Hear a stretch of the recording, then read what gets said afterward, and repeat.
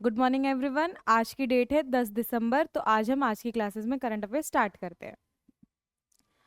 हमारा first topic है human rights day, जो कब सेलिब्रेट होता है? 10 दिसंबर को सेलिब्रेट होता है। और कब एनुअली सेलिब्रेट होता है हमारा? कब ह्यूमन राइट्स डे? ठीक है, एनुअली कब सेलिब्रेट होता है? 10 दिसंबर को। Universal declaration of human rights ने क्या किया था? अडॉप्ट किया था। और एक प्रोक्लेमेशन किसने दिया था? यूनाइटेड नेशन जनरल असेंबली ने। और ये प्रोक्लेमेशन कब पास हुआ था? 1948 को।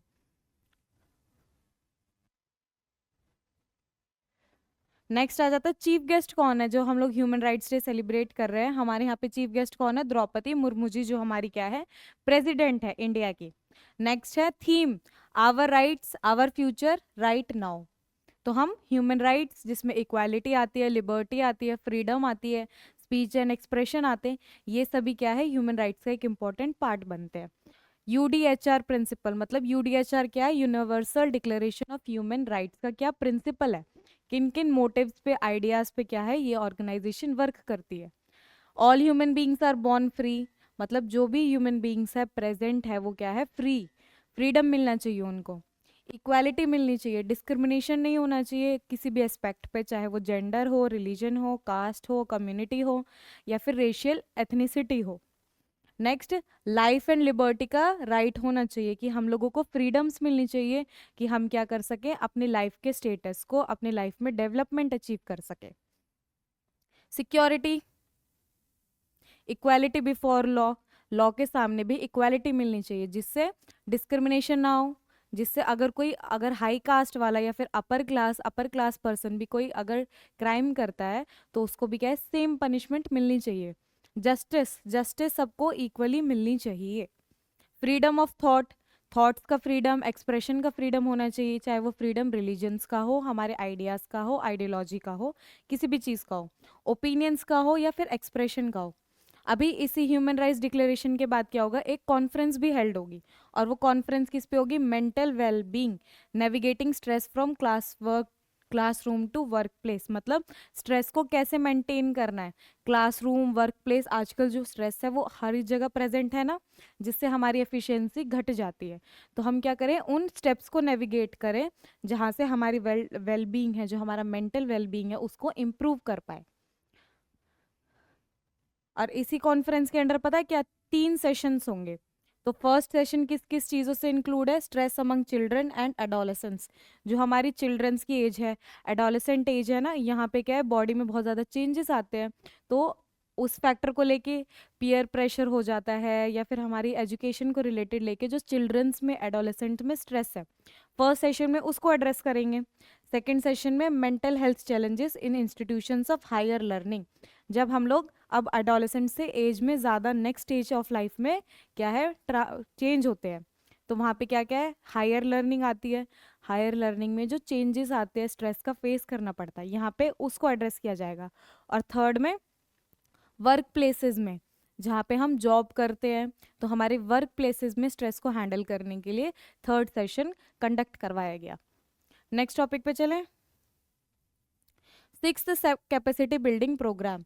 तो ये जो सिक्स्थ कैपेसिटी बिल्डिंग प्रोग्राम है ना, इसका कौन सा सेशन है? सिक्स्थ सेशन है। ड्यूरेशन कब से कब तक है? 9 दिसंबर से लेके 28 दिसंबर तक इसकी ड्यूरेशन कंडक्ट होगी। इनॉग्रेशन किसने किया है? इनॉग्रेशन किया है हमारे डॉक्टर सुरेंद्र कुमार, जो कौन से आईएएस बैच से बिलोंग करते हैं।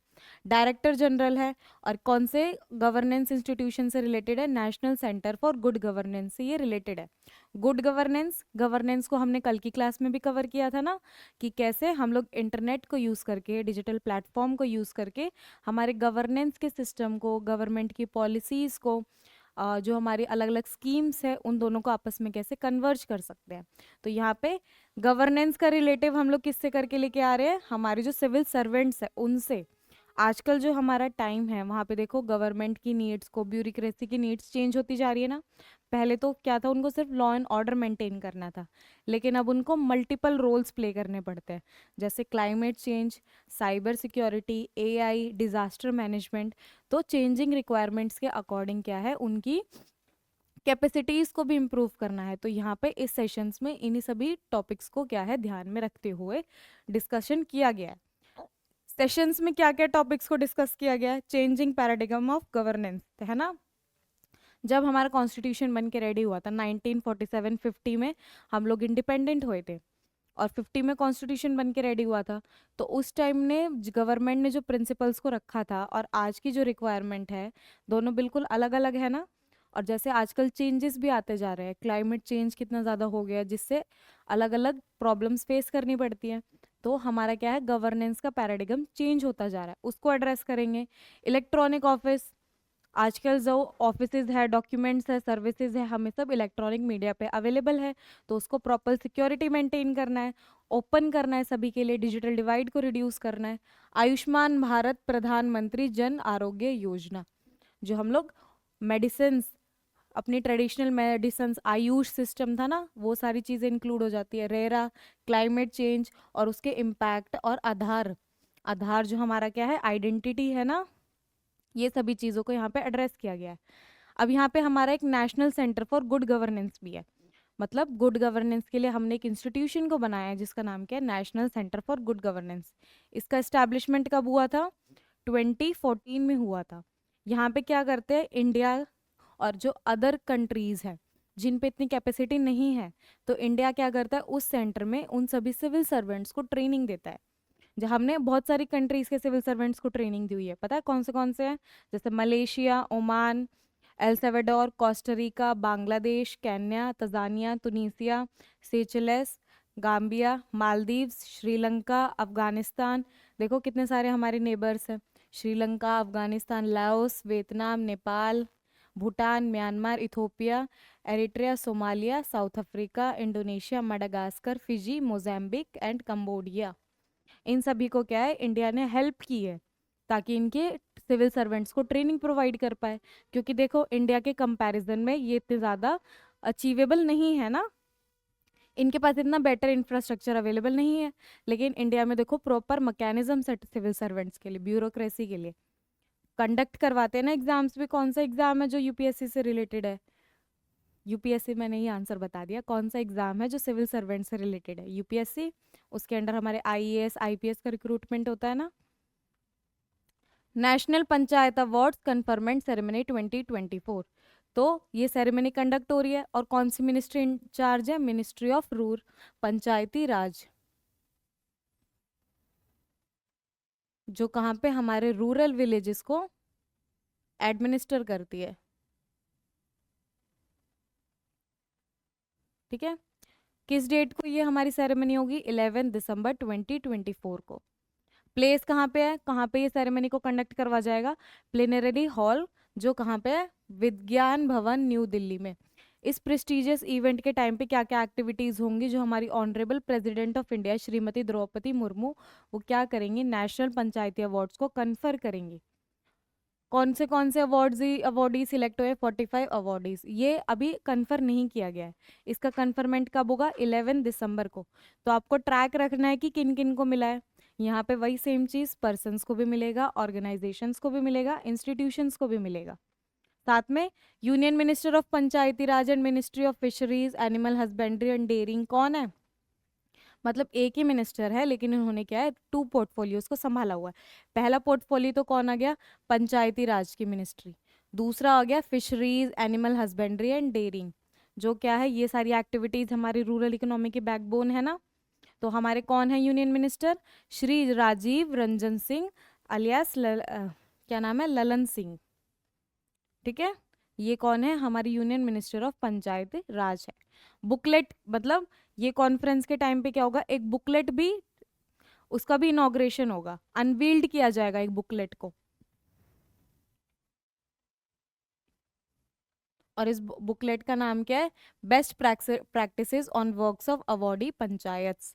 Best practices on awardee panchayats, मतलब पंचायत के अवार्डीज के वर्क्स के बारे में यहाँ पे डिस्कस करेंगे।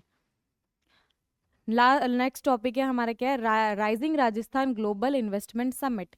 तो इनॉग्रेशन क्या हुआ है? Rising Rajasthan global investment summit का 2024 सेशन हुआ है।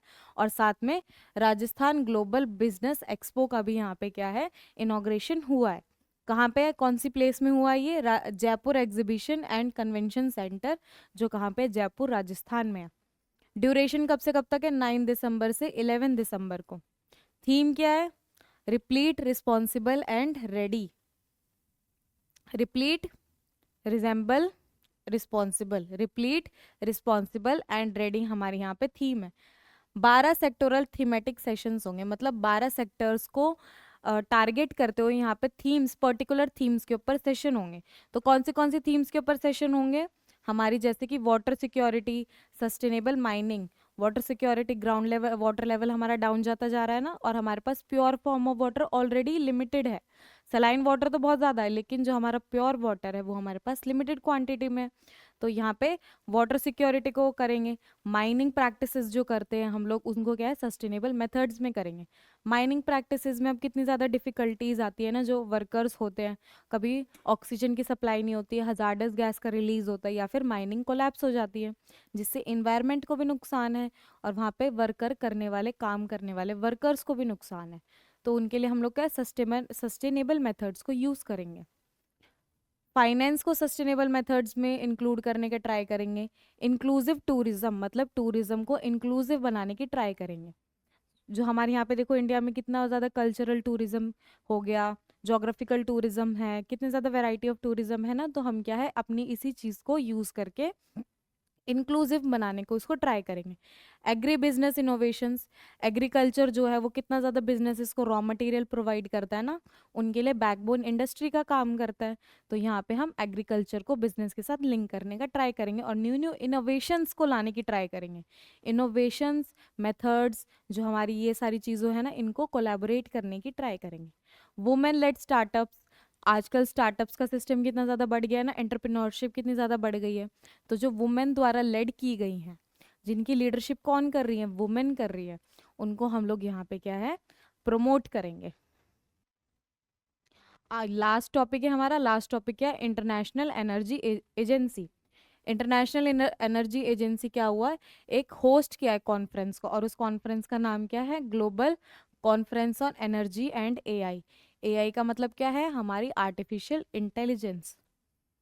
हेडक्वार्टर कहाँ पे है इंटरनेशनल एनर्जी एजेंसी का, पेरिस फ्रांस में। और इसका एस्टैब्लिशमेंट कब हुआ था, 1974 में हुआ था, ऑयल क्राइसिस के रिस्पॉन्स में। ऑयल क्राइसिस, ऑयल कितना ज़्यादा इंपॉर्टेंट है ना इंडिया में, देखो जो हम लोगों को मशीनरी वर्क करवानी है उसमें भी ऑयल चाहिए होता है। एडिबल प्रोडक्ट्स है उसके लिए एडिबल ऑयल लगता है ना। जो हमारी जो भी मशीन्स होती है, जो हमारी क्या व्हीकल्स होते हैं, उसमें भी तो ऑयल लगता है ना, तो ऑयल का बहुत इंपॉर्टेंट रोल प्ले होता है।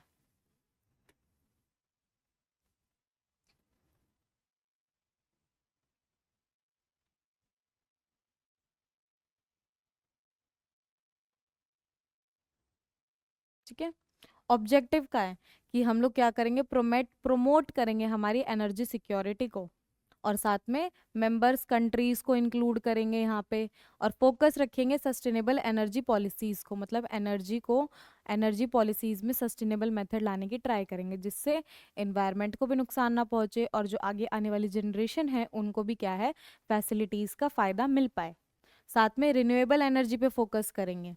जो हमारा ओल्ड नॉन रिन्यूएबल सोर्सेज है ना, उनसे हम लोग शिफ्ट करने की ट्राई करेंगे हमारे रिन्यूएबल सोर्सेज पे, जैसे कि सोलर, विंड एनर्जी हो गया ना। और एनर्जी एफिशिएंसी को भी इम्प्रूव करेंगे। एनर्जी एफिशिएंसी मतलब थोड़े इनपुट पे हमें मैक्सिमम आउटपुट मिल पाए।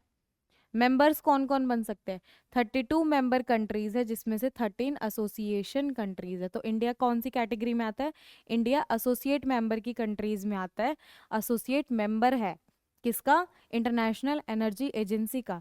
क्या है, एक एसोसिएट मेंबर है, और कब बना था, 2017 से है। अब यही जो हमारी इंटरनेशनल एनर्जी एजेंसी है ना, वो क्या है, कुछ रिपोर्ट्स को भी रिलीज करती है। तो कौन सी रिपोर्ट्स रिलीज होती हैं, वर्ल्ड एनर्जी आउटलुक और ग्लोबल ईवी आउटलुक क्या है, हमारी इंपॉर्टेंट रिपोर्ट्स है। और वीडियोस देखने के लिए आप चैनल को सब्सक्राइब कर सकते हैं, नोटिफिकेशन के लिए बेल आइकन को दबाएं, और अपने व्यूज़ को आप कमेंट सेक्शन में शेयर कर सकते हैं। Thank you.